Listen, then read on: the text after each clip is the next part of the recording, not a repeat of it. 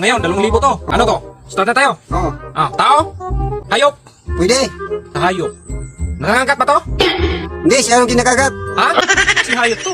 Ang hayop, nasa taas, nasa baba. Nasa baba. Sa baba. Nanunuklaw ba to? Hindi, siya yung tinutuklaw. May rabies pa nga lumalabas eh.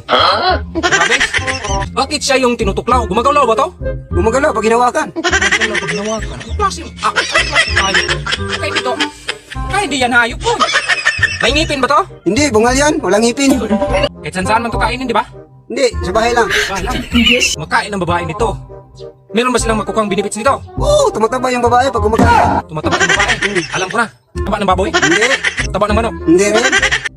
Pwede ito sa tao, di ba? Pwede. Lalaki, babae. Lalaki.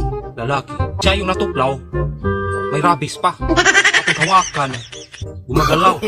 Tapos yung babae. Tumataba. Ay, putang ina!